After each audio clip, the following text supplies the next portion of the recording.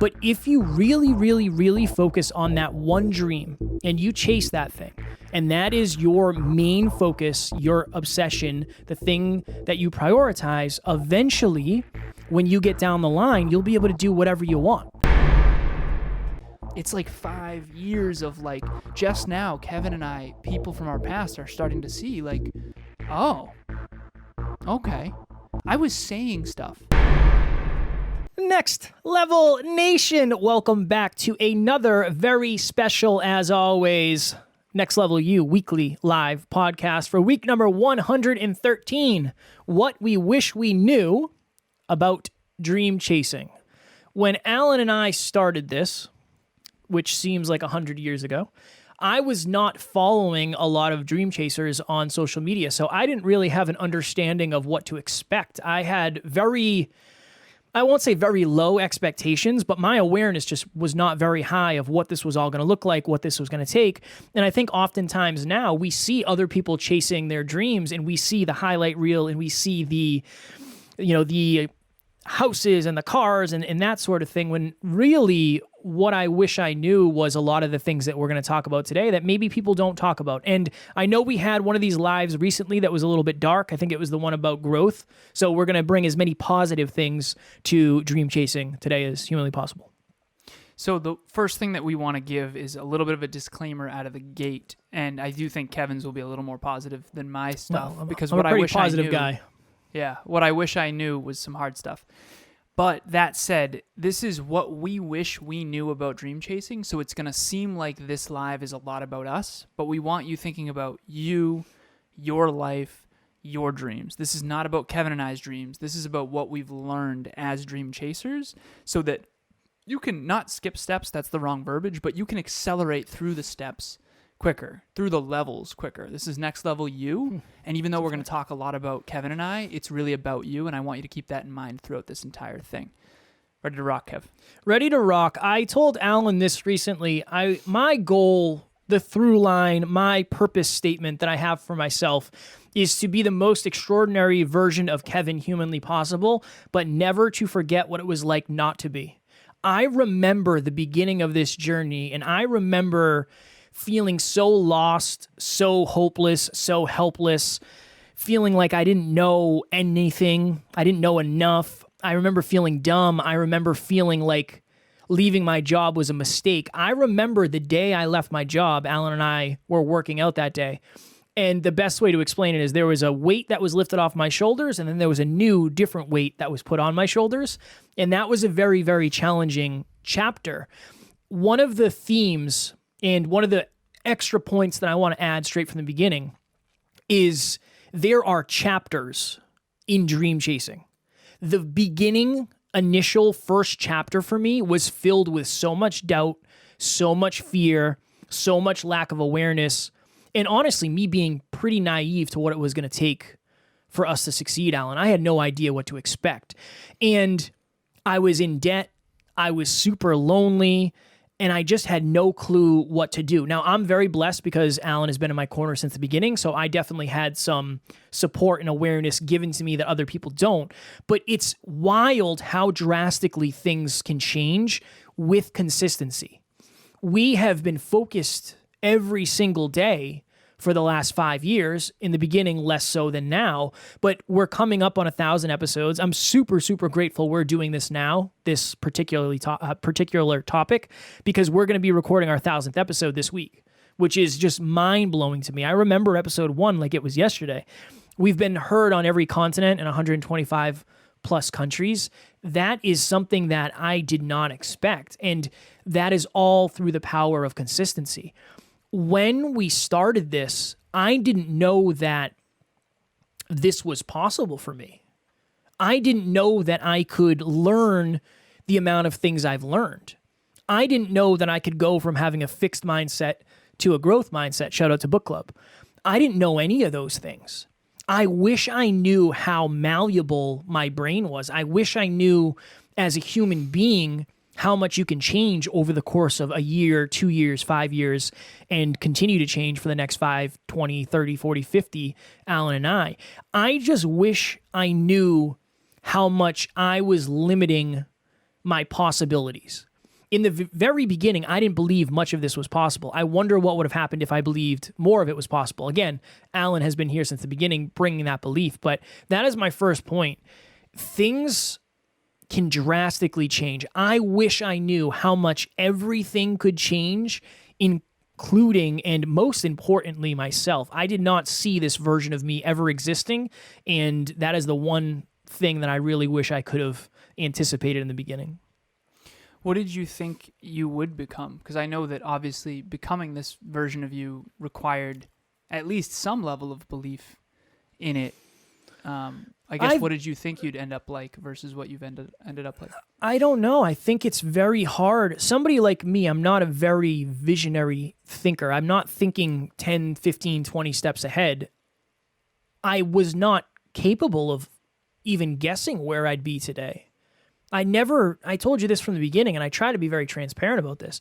I never saw the 1,000 episodes. I never saw the money. I never saw the speeches. That was never part of this for me because I didn't believe it was possible. So I don't think I ever really thought about it, genuinely, to a detriment. But I think, and again, this is me being very vulnerable, I think I just bet on you. I said, if it's good enough for Alan, it's good enough for me. I really think that was kind of the key to me being where I am today, is just kind of showing up when necessary, getting outside of my comfort zone, fear chasing, learning, evolving, playing the inner game, getting over the inner stuff. But I have no idea what I thought I would be versus what I am. I'm very grateful and proud of what I am, but this is not at all what I expected, for sure. I appreciate you admitting that, man. Of course. It's wild. It actually goes to my first point here, how important having a like-minded, supportive community is. And the amount that Kevin and I have taught each other, the drive to 5, the confidence conundrum, influence, perception, credibility, vulnerability. It's unbelievable. And we talk often, we joke, Kevin helped me be a better man. I helped him learn the science of achievement. And now we're both better men and we're both achieving more. And that's awesome. And we've supported each other all along the way, even when it was really difficult to do so. We've had a couple rumbles, as they say, not in a bad way, but a couple disagreements. And I didn't understand how important it was to have people around you who respect you, and more importantly, they respect your goals and your dreams. I think of it as 3 types of people that I've had in my life. The first type are people that take wind out of your sails. So you say, hey, I have this goal and I have this dream. The horizon is that way and I'm going to sail that way. And they make fun of you, or they pick on you, or, they say negative things, or they're overly critical, or they belittle you with jokes. That's people who take wind out of your sails. Those are what we refer to as the bleeders. Then you've got the feeders. The feeders are the people that put wind in your sails. Yeah, you got this. You can do it. Hell yeah. How can I support you? Awesome. But then there's the middle one, the neutral one, and I have one person in particular, I'll keep it anonymous, but he's never really been a feeder where he's like throwing wind into my sails, but he's never taken wind out of my sails either. And I think that at the end of the day, he just doesn't really have that much self-belief. And so maybe he can't give me more belief or whatever, but I think that if I had known what I know now, I would go back and say, hey, Alan, hey, Kevin, I know this sucks, but you really do have to sail away from the people who criticize you, the people who don't know why you're doing what you're doing, the people who, quite frankly, they want to understand, but they actually can't. There's a big difference between wanting to know what it's like to climb Mount Everest and then actually having climbed it before and then supporting someone else and guiding someone else to do it.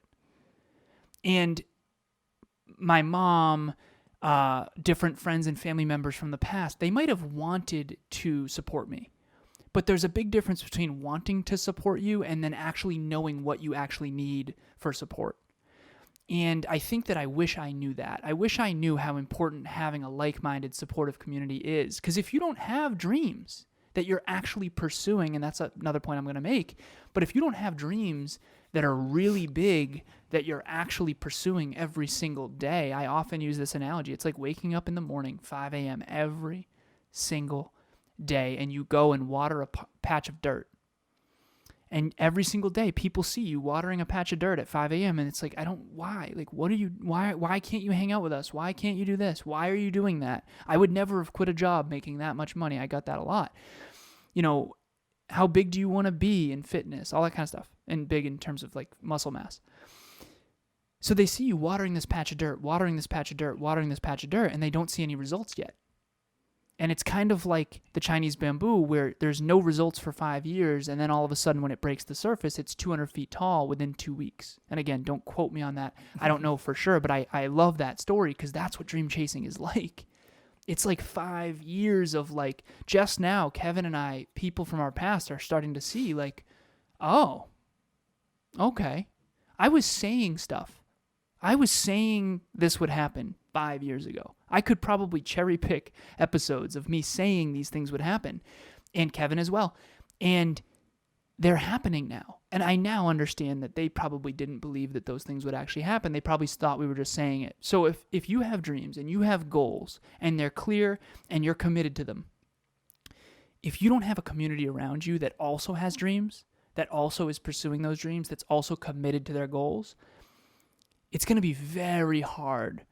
I mean, achieving your dreams feels unbelievably challenging anyway, but without a supportive community around you, you might as well forget it. I really have come to realize that's one of our 5 C's is community. Clarity, confidence, commitment, consistency, and community. Without community, I mean, you're in trouble. And honestly, if I could go back in time, I would say, listen, Alan, you really do. You've got to take the people who don't have dreams, and you have to reallocate time. You can still love them, you can still be friends or family with them, and you can still spend time with them occasionally, but you got to be careful. You got to really focus on the people who have goals and dreams that want more out of their life as well. Alan, when we were prepping for this was a fun one for me to prep for because it made me take a look back into my past, and I realized that in some way, shape, or form, I have always kind of been a dream chaser, even when I didn't realize it. And I was thinking of this. When I was working at the gas station back in the day, if you've heard my story, I pumped gas while all my friends were out living the dream at college. I was working full-time as the townie gas station attendant. And I was also training to fight in mixed martial arts. And I used to have people who came in all the time and they would say, hey, what are you going to do when that doesn't work out? Or what if you get hurt? Or what's your plan B? And I remember saying, there is no plan B. A plan B is just a waste of energy for plan A. And I ended up getting hurt and I couldn't fight. So that was the whole thing. But I remember that one day, so fitness had always been super important to me. And I said, you know what? I'm going to become a personal trainer. That's something I'm going to do. I'm going to become a personal trainer. And at the time, my goal was to freelance and just work with private clients. That was my goal. So I got my personal trainer certification, and I told my boss at the gas station, I said, hey, I just want to give you a heads up. I'm going to be looking for a personal trainer job. I just want to make sure I give you enough time to find somebody new. Fired me the next day. So I didn't have a job. He literally fired me the day after I told him that. He was not a nice person. He also used to take our money. Remember I told you that? He would just, if you were short at the end of the day, like $20, he would just take it out of your paycheck. I think that's probably illegal. But after that, so I didn't have a job. I just went from having a job, a full-time job with benefits, to nothing. I went and worked at a hospital. And after the hospital, I got a job as a personal trainer. And I left that job as a personal trainer with no other job lined up. I literally paid $1,000 to get out of my contract because I hated it so much. And I had no job lined up. I went and I worked for a building supply company for a year and a half. And I worked for my uncle. And I remember the day I left there, I went in and said, hey, I'm done. Like, I am done with this. This job sucks. And I know you guys don't care. You have us work 60 hours a week. I'm not doing it. And I remember the boss literally laughed at me. He's like, what are you going to do? And I said, I don't know. I'll figure it out. That has been a theme throughout my entire life, is taking those risks. But one of the things I got often was people telling me I wasn't going to succeed. And more often than not, the people who told me I wasn't going to succeed were either people who didn't believe in themselves or people who had never, ever, ever, ever, ever done what I was trying to do. And I got that when we started this. Like, oh, you're going to be a successful podcaster? Like, the odds of that are so low. It's like, yeah, I understand that, but this is what I want to do. So most people's negative opinions are either scarcity on their part or it's them trying to keep you safe. And to Alan's point, I learned that it's important to have empathy for people who don't understand what you're doing. I can completely now, retrospectively, look back and say, of course people wanted to keep me safe. What are the odds these two kids from Uxbridge, Massachusetts start a podcast and a business and are actually successful? Like, what are the odds? They're very, very, very, very low. So that is my second thing is many of the opinions you're getting, many of the pieces of feedback you're getting are based on other people's fears. And you can either take it personally, which I did a lot, but I wish I knew that it was coming from sometimes a place of care, but oftentimes from a place of fear and scarcity. And having empathy for that is going to help you. Holding any negative emotions on that is probably going to hold you back in the grand scheme of things, unless you use it as motivation. But I think a lot of people, they let that get to them. I think a lot of people let it take wind out of their sails rather than let it motivate them. Some people, it does motivate you, and I think that's really important part of the journey, quite frankly. So I will say that. But, all right, so I was on the phone with a client recently, and he's been struggling to go to the gym. And he said, please help me, please help me. I'm like, how can I support you? Just struggling. He said, help hold me accountable. I said, okay, we're going to get you to the gym 7 days this week for a half hour. You don't have to do anything crazy. I'm doing this thing called the hashtag NLUFitPic Challenge. I'm 96 days in, and I'm going to text you my photo, and it's going to be a text. And it's going to be the accountability. We're going to be accountability partners here.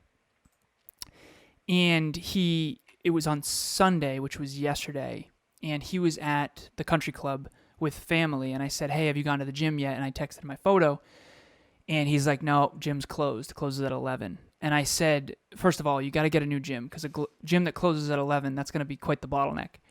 But he had shown me a photograph of his best physique ever. And I said, I want you to print it out, put it on your wall, or put it as your desktop background. We need to see your best. We need to motivate you. We got this. And he had said, no, I can't go today. The gym's closed. And I said, are you committed from 0 to 10? And I resent the photo to him. I resent the photo that he sent to me back to him. And I said, how committed are you, 0 to 10, towards this objective? And he said, 10. Absolutely, I'm going to the gym tomorrow. And I said, hey, man, level 10 commitment doesn't start tomorrow. Level 10 commitment starts today. And he asked me to be harder on him, right? So I'm not being unkind here. And he's like, yeah, you're absolutely right. It's like you can go for a run. You can go for a walk. You can change gyms. There's always something you can do. And so this is kind of a long-winded story around what I want to talk about here. What I wish that I knew about dream chasing was that people aren't going to understand a level 10 commitment because he was at a gathering with friends and family. If he said, hey, I really need to go to the gym right now, they might be like, well, why can't you just go later? Or do you really have to work out? Can't you just go tomorrow? That kind of stuff is the enemy to your goals. It's the enemy to your dreams. If you're a dream chaser, you have to be committed at level 10, and the people around you might not be committed at level 10. As a fitness coach, I used to do this simple exercise I talk about often. I say, I want you to write down the 10 individuals that have your heart. In other words, they don't have to be geographical. They don't have to be around you personally, but they have to be friends and family that mean the most to you. The people who mean the most to us are the people that influence us the most. Everyone out there right now listening to this, think of someone you think about every day. That person has a lot of influence on you, okay? Because you're thinking about them constantly. I had all my clients do this back when I was fitness coaching. I said, I want you to write down 2 columns, 10 people, okay? 10 people and then 2 columns. The first column is going to be their dedication towards their fitness goals from 0 to 10. How dedicated are these individuals towards their fitness goals? The second column is, I want you to rate their physique from 0 to 10. How in shape are they? How athletic are they? Okay? Every single time when you take those 10 and average it, it was always their level of dedication and their physique, what they rated their physique from 0 to 10. We are the sum average of the people we surround ourselves with, and that was my first point about community. But here, I've always wished that I had a way to explain to my friends and family why I'm unavailable. As a dream chaser, this is what we wish we knew about dream chasing. What I wish I knew is how do I actually explain that I know I'm not an Olympic athlete, but I treat myself and my dreams like I'm going for an Olympic gold medal. And I mean that. And if you watched the way that I operate on a day-to-day basis, I know that I'm not an Olympic gold medalist, but I treat my life similarly to an Olympic athlete. And so what I wish I could tell, what I wish I knew about dream chasing was how to effectively explain to friends and family why I'm not available. Just like this client, I have to go to the gym. It's like, well, why do you have to? Because of my goals, because of my dreams. And for someone who's not a dream chaser or doesn't have high goals, that's very hard for them to understand. And I wish that I knew how to explain that more effectively. I wish that I told people, like, listen, I'm not going to be fulfilled if I don't achieve my goals. I'm not going to be fulfilled if I don't maximize my potential. And if you love me and you care about me like I do you, please, can you support me on that? And now I'm so blessed. I mean, Kevin supports me. Emilia supports me. I have so many people on the NLU team, the community. I mean, everyone's a dream chaser around me now, so it's unbelievable. But at the beginning, it was nothing short of absolutely brutal to try to explain why I'm unavailable. Fitness coach, fitness competitor, fitness model. Why are you so unavailable?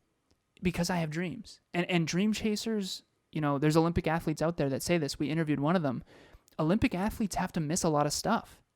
Like, they don't get to go to all the barbecues. They don't get to go to all the birthday parties. They don't get to go to all the stuff, the graduations and all that. They aren't available. Why? Because they're going for Olympic gold medals. And I think that any dream you have, whatever industry it is, if you're a professional, you treat yourself that way, and it can be really hard to explain to people who aren't shooting for that same thing.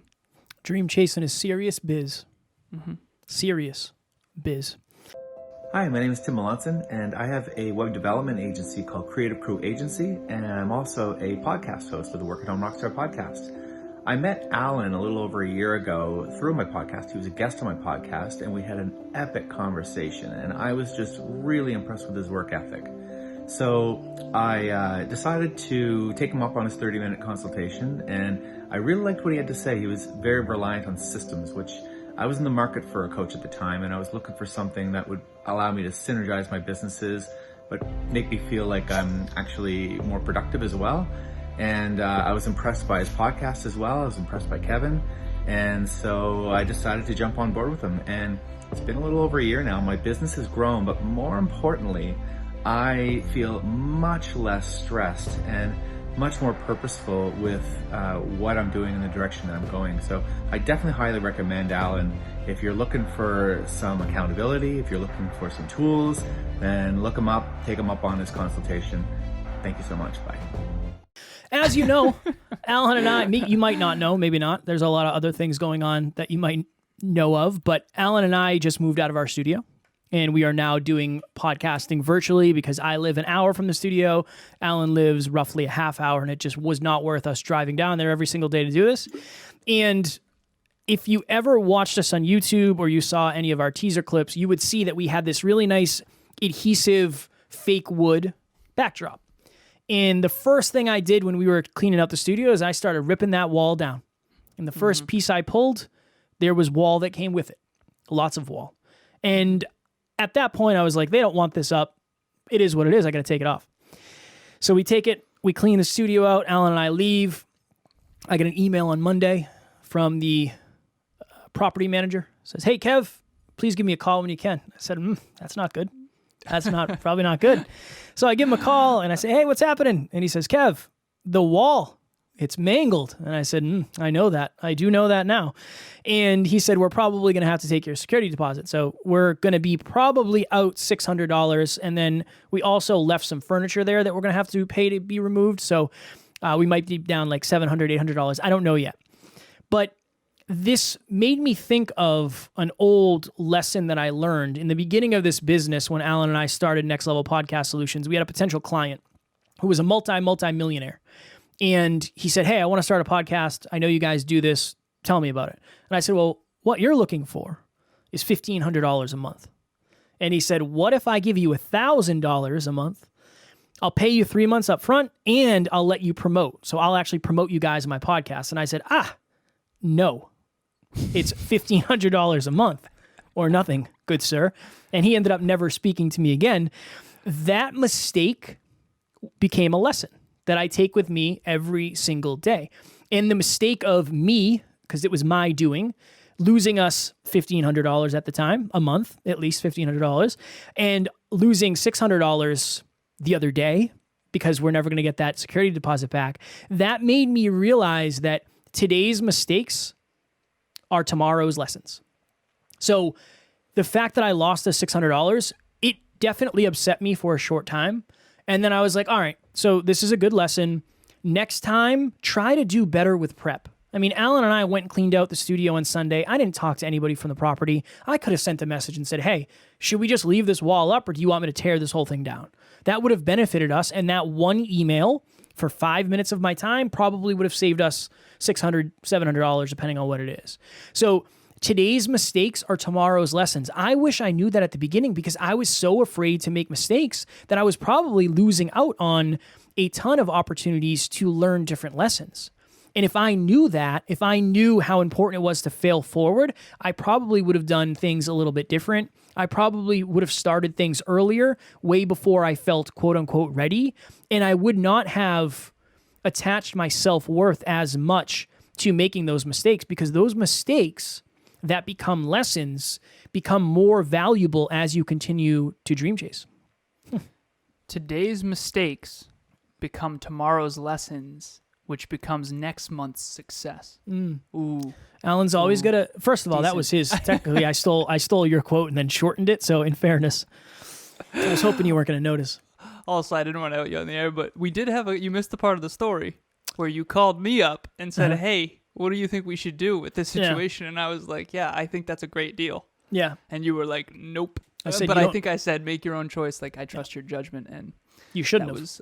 I lost us several $1,000s. So yeah, it's funny. It's been an interesting ride. Yeah, I'm seeing a theme on all of mine here.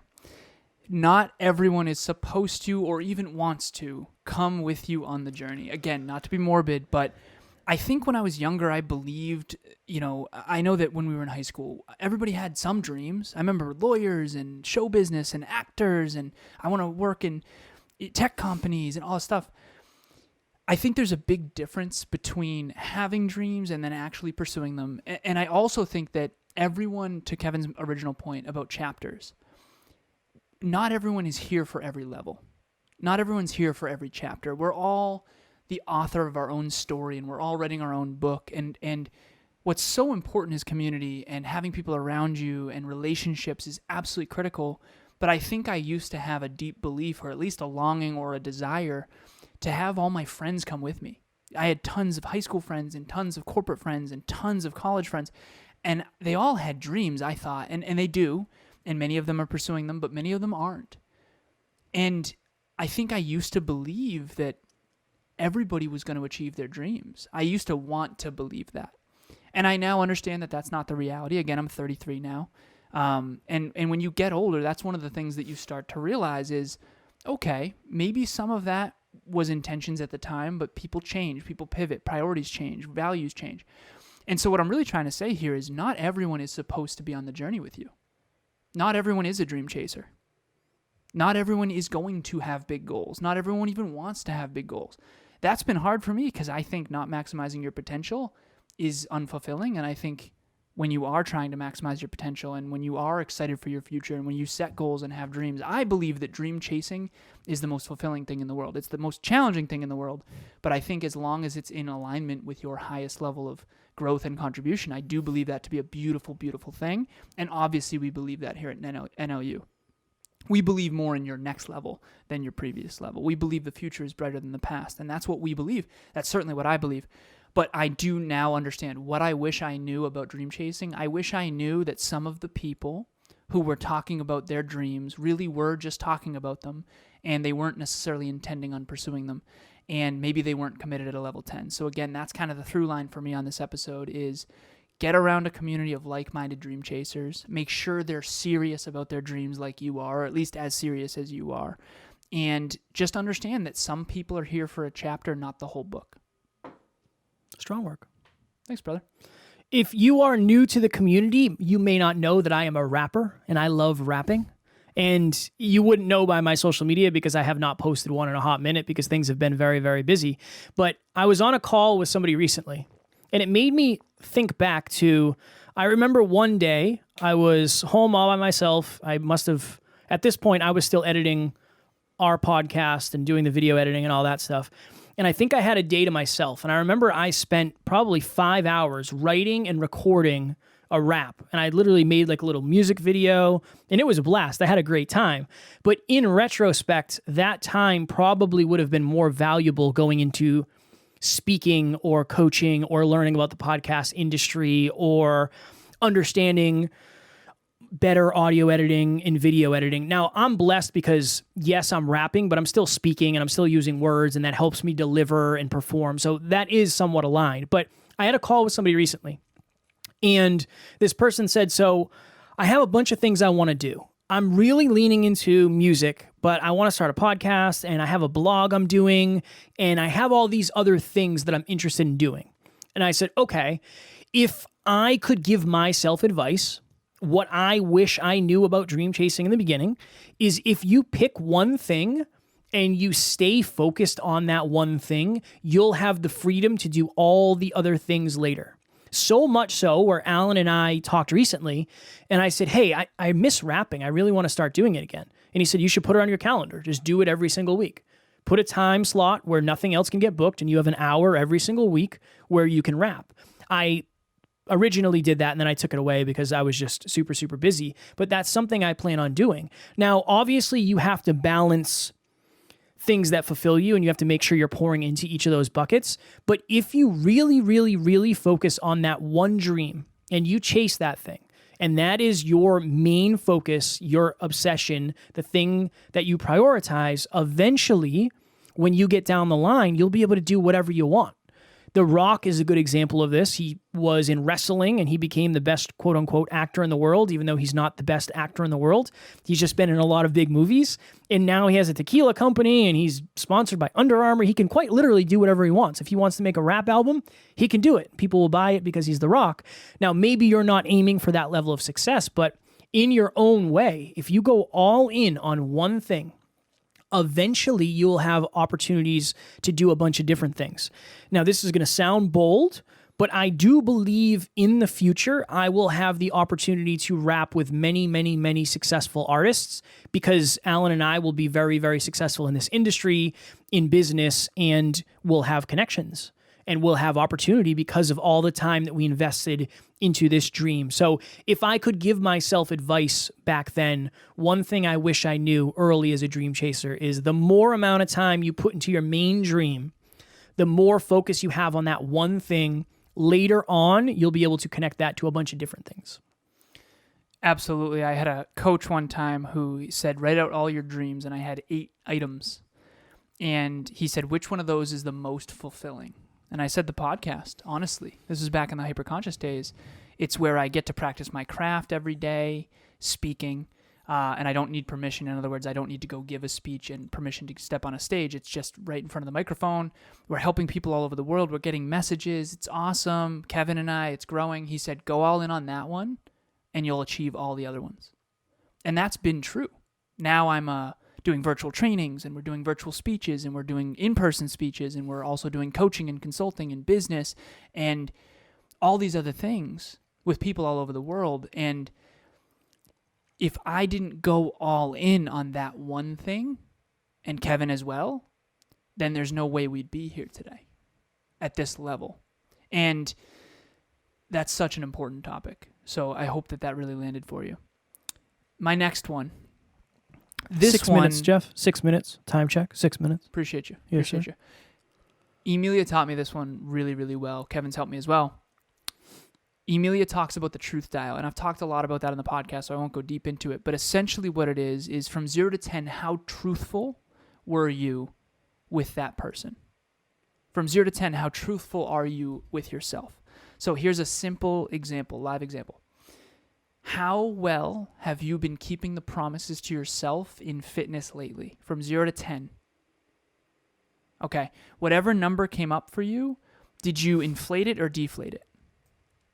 Did you try to give yourself the benefit of the doubt and kind of you say 9 when really it's like a 6? I remember that same coach, best coach I've ever had, by the way. He said, Alan, the people who succeed at the highest levels are the ones who can handle the most truth. I believe that so strongly. The truth is I've been letting myself down in fitness. Now, it's like, well, Alan, I thought you've exercised every day for 96 days. Yeah, true. But my standards back when I was a fitness model, fitness coach, fitness competitor were way higher than a half hour a day. And so I have to figure out a way to hit my own standard. And the point that I'm trying to make here is how important honest, direct, and vulnerable communication is. It's not easy to say, I've been jeffing. It's not easy to say, I've been letting myself down. It's not easy to say, honestly, that's on me. That's on me. My bad. It's not easy to take that ownership, especially publicly. We all want to feel good about ourselves, and it doesn't always feel good to admit, I've been really messing up lately. And so early in this journey, when we first started the podcast 5 years ago, what I wish I knew about dream chasing is how unreasonably important it is to be direct and to be honest and to be vulnerable in your communication, not just with others, but with yourself, your truth dial. You got to dial that thing up. If you want success at a level 6, you have to dial truth to level 6. If you want it at a level 7, you got to dial it to 7. If you want a level 10 success in life, in anything, fitness, relationship, you have to have level 10 candor and honesty with self. You have to be direct in your communication. You have to say, listen, my bad. I've been messing this up. I've been not as intense in the gym lately as I want to be. I've been, I remember telling Kevin, hey man, lately I've been watching a show around 11 a.m. in the middle of a weekday. Like I've been letting it ride. I gotta get my stuff together. Now, part of me is like, okay, well, I do 8 episodes a week and I do 20 coaching calls and I coach the whole team. Of course, right? But at the end of the day, we all know it's an inner game. It's an inner game. And if you can be vulnerable with yourself, you can be vulnerable with others. And so I can't even tell you how many times I've had to have a vulnerable, direct, honest conversation with Kevin. We had one earlier today about finances. We were projected for a certain amount and we had some tweaks and we're getting another business loan coming in from Stripe and we have all these different things happening and we have to make some tweaks now. There's a couple clients that we lost that we didn't expect to lose. There's a couple clients that we gained that we didn't expect to gain. The way we were tracking, he didn't fully understand and he had to be honest and vulnerable and say, honestly, I don't understand these numbers. Can you help me? Okay? What I wish I knew about dream chasing is how important vulnerability is to growth. How important candor and honesty is to growth. You are not going to grow with your intimate partner if you can't be super, super honest with each other about what you love and what bothers you. Super, super honest with yourself about what you love and about what bothers you. And I think that's just something I would tell myself 5 years ago.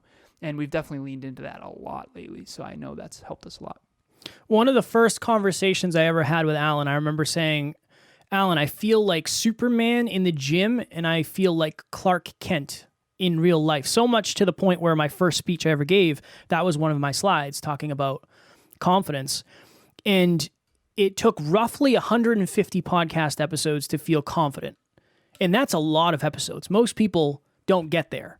It took me, I'm still nervous as hell when we speak on stage. It took me probably 50 of these before I wasn't losing my mind before everyone. Now it's still outside of the comfort zone, but it's in the learning zone. It's not too anxiety provoking. The worst thing that goes wrong is Alan and I laugh at each other. I misspeak. That happens every single episode anyway. But the point I'm making here, for me, this was something I did not believe was possible. It's actually possible for you to believe in yourself way more than you currently do. It took me 150 podcast episodes to feel confident as a podcaster. Over the last 2 weeks, I have done 40 episodes. And every single one of those, I won't say I was 10 out of 10 confident, but I was very, very confident. Many of those were on other shows. Shout out to Laura, who is helping me get on other shows and crushing it. And then 7 of those were Next Level You. And then 1 of those was the podcast I'm coming out with, Podcast Growth University. That right there that's more podcasts than some podcasters do in their career in a year, right? That's a lot of podcasts. But at one point, I didn't believe that was possible. So that goes back to the first point I made, really, which is the through line for me. everything can change drastically with enough time, enough consistency. And to Alan's last point, self-awareness, you really got to understand yourself. I wish I understood myself a little bit more than I did. Obviously, we were quote unquote hyper-conscious, so that definitely helped. But you got to get very familiar with yourself, who you are, your strengths, your weaknesses, your fears, what requires courage. That's a super important thing that I don't think a lot of people talk about. Lightning round. I know we got to go. Quickly. How important credibility is to helping someone and what others consider actually credible. Again, what we wish we knew about dream chasing. I wish I knew how important credibility was. I have certain mentors that are extremely successful in business, and some of them CEOs of very, very $100 million companies, billion-dollar companies. They know what I know because they know it.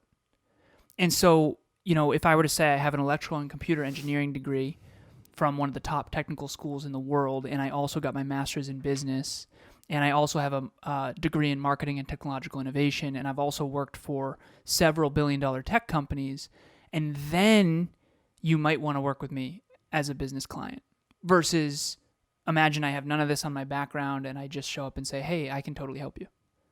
See, I didn't understand. I didn't want to brag, and I don't want to brag. And honestly, this is still a challenge that I deal with often. How do you get the credibility when you don't need the credit?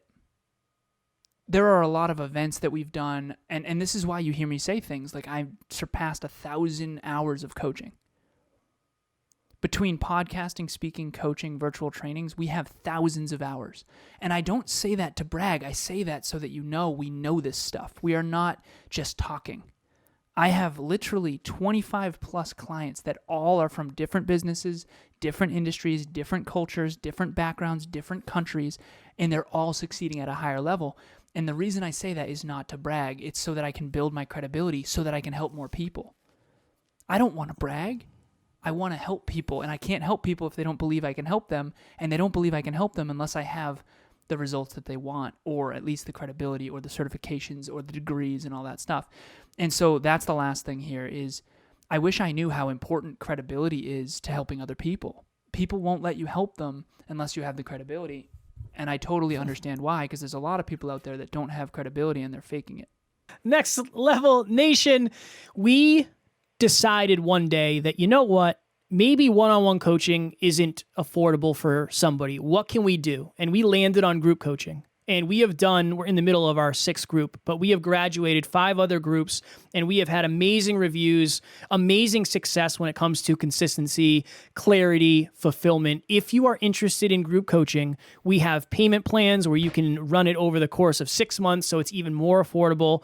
You meet every other week with Alan, myself, and 9 other amazing individuals. You have a private WhatsApp group, and I can promise you, you will be the most fulfilled, the most aligned, and the most consistent version of yourself. We're already half filled for our July group, but July 12th is when it's starting. Please reach out to myself or Alan if you're interested, and we will get you set up. I promise you will not regret it.